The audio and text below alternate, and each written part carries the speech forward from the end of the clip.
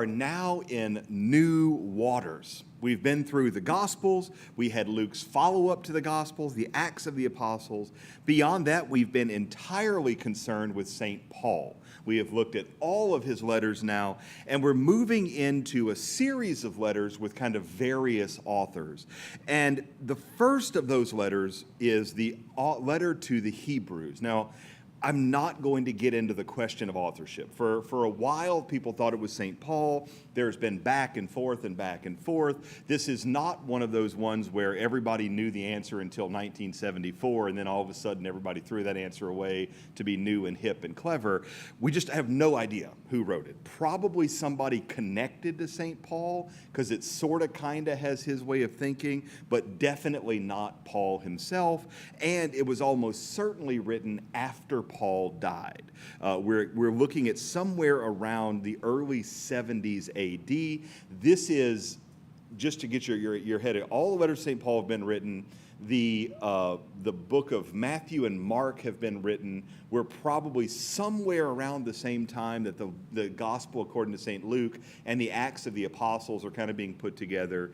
By this time, St. John is already over in Turkey, in Asia Minor, doing his thing. And so the letter to the Hebrews kind of shows up after Peter has been crucified, after Paul has been crucified. And this is kind of explaining to those Hebrews all over, but in particular in Jerusalem, what do we do now? Where do we go from here? Hebrews has 13 chapters. The style is very, very unique. It's why it's very hard to say it's St. Paul who wrote it. And it's kind of more of a series of essays that are kind of brought together, sort of like a very, very bad ninth grade book report, where you have to write the long essay, and you got a little essay, and you just kind of stick a little joiner between it. And so it comes together sort of more like a legal brief than as something that is meant to be kind of a cohesive and complete narrative.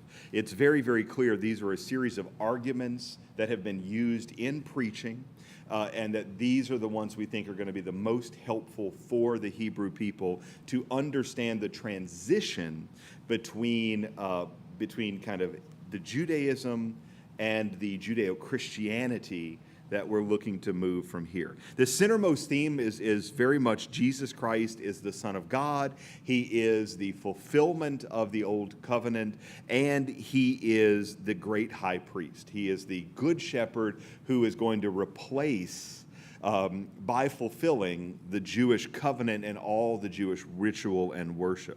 He was sent by the Father to die, to rise, and to ascend gloriously. Now he reigns, having established a new covenant, which is fundamentally superior to the old. And that's something that we see all the way through. The new covenant is better than the old. It is new, it is improved, and the old covenant, sweet as it is over. It has been fulfilled in Jesus, and so there is no more discussion of whether or not you can't have bacon. Thanks be to God. That's over now. The new covenant is superior to the old, and Jesus has established a way to follow him into heaven, into an eternity that is not Sheol. It is not the place of shadows. It is not the kind of sketchy land of the dead. It is paradise. It is eternal salvation with him in a way that is basically, kind of portrayed in very much the way we think of heaven. Angels walking up, this whole kinds of myriads of angels gathered round. So the letter we're looking at is a theological analysis of the Old Testament, the Old Covenant, and then it moves forward. And so it is not an easy letter to read by any stretch of the imagination. Because so many Protestants and even some Catholics have historically been averse to the Old Testament, saying we don't really need the Old Testament, doesn't matter. Hebrews has gotten less love than it deserves. And so you see fewer real Bible studies written about Hebrews. You see fewer priests preaching about Hebrews. And the other reason you see that is because it's more complicated. The theological term we use is that Hebrews is trying to establish a cohesive Christology. a cohesive way of explaining what we believe about Jesus Christ. It's incredibly important in that way, but it is more difficult to read. And in order to set up that cohesive Christology, the letter has to really lean hard on what the Old Covenant means, on kind of some of the things that are in the back of the mind with the Old Covenant, in the back of the Hebrew mind, and then this is what the New Covenant means. And so specifically, we're going to be dealing with issues of priest, of cult, of sanctuary, and the proper worship of God, because this is all tied in with what it means to be Jewish. When we talk about the cult of Judaism, we're not talking about the cult of Scientology kind of cult. We're talking about all the rules and rituals that go into worship. Cultus is the Latin word for worship. And so when we talk about the cult of Judaism, we're talking about what are all the things that go into worship, whether we're talking about the Shabbat, or whether we're talking about the Seder, or whether we're talking about the Psalms and the Psalmody, or whether we're talking about the temple worship and exactly why you can do two turtle doves or one small goat here, and all those kinds of different rules. All of that stuff is in the back of the mind as we're reading the book of Hebrews. In regard to the law, the place that Hebrews really makes the Jews angry is that the law is fulfilled only by the Christians. Only in Christianity is the law is fulfilled. The law of Moses is superseded by the law of Jesus Christ, who is the eternal high priest, and therefore the direction of Jesus. But at this point, not really the church. That's not something that we really have a clear sense of. We're not getting from Hebrews an ecclesiology. We're getting a Christology. Who is Jesus? And like I said, even eternal rest is reframed. We're no longer talking about eternity as a place of shadows, but now we're looking at heaven, and we have a notion of heavenly rest. And so Hebrews kind of comes in 5 main sections that all breaks out. First, we have the first 2 chapters, which is really that the Son of God is great. Jesus is wonderful. He's better than the angels. He's better than pot pie. He's better than anything you could possibly imagine. Jesus is great, chapters 1 and 2. Then we have chapters 3, 4, and half of 5, where we're really getting into the question of the high priest. Jesus is great, but he's also the high priest, and that means something very specific. And this is where we get some of these arguments about the faith of Moses, the idea of the compassion of the high priest, and at the beginning of chapter 5, we get this whole notion of the priesthood of Melchizedek and why that matters when it comes to Jesus Christ. And everybody here has a sense of Melchizedek, right? We're talking about the king of Salem or the king of Jerusalem in the book of Genesis. He shows up on the scene kind of out of nowhere. We only really see him there. He brings gifts of bread and wine, and then he just disappears. And he shows up again in Hebrews, which is one of those things that us Catholics talk about Melchizedek a lot, and Protestants are like, what in the world are you going on about this guy for?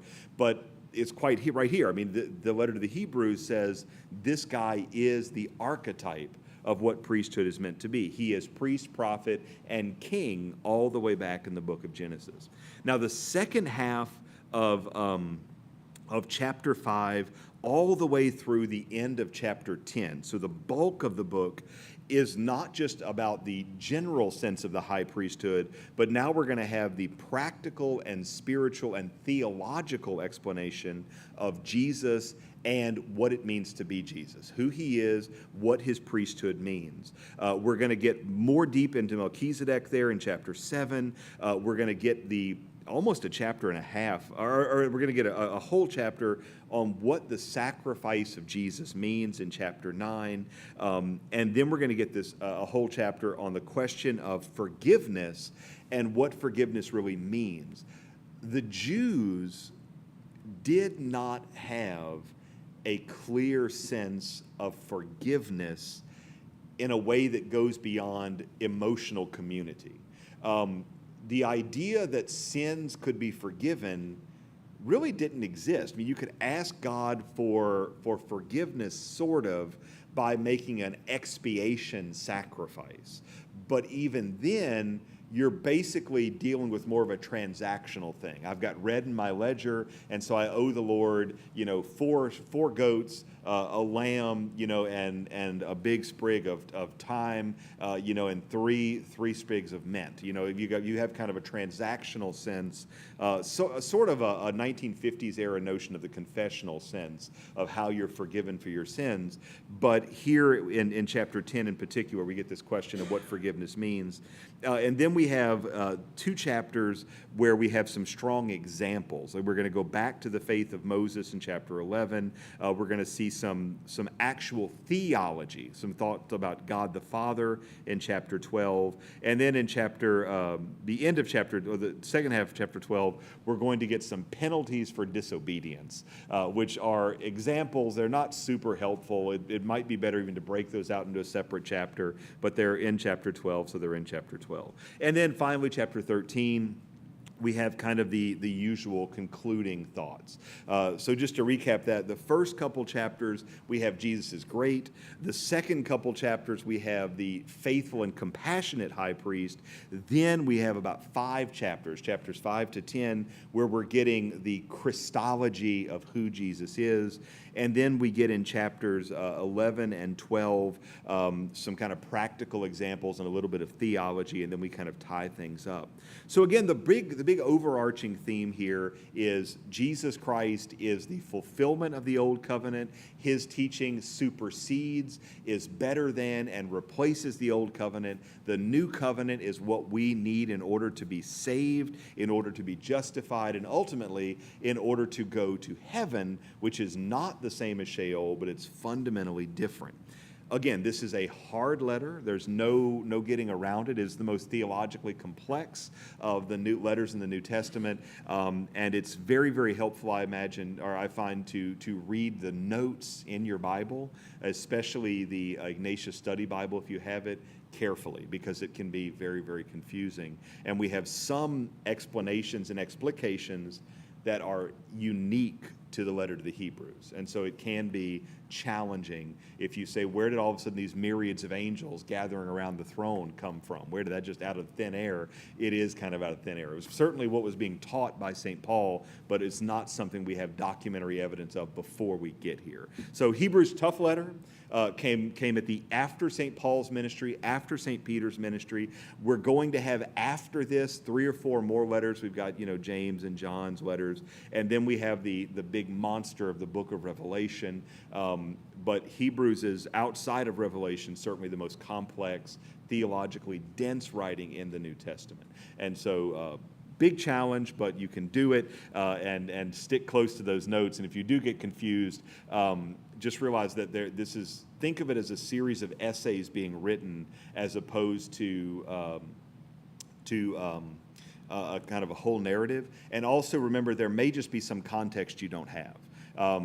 You really need to know the law, and you need to know the Jewish culture of worship in order to get some of these things. And if you don't have that, don't fret. That's what the notes are for, but it is non-trivial, and it's not as if you've missed something. If you go, where in the heck did that come from?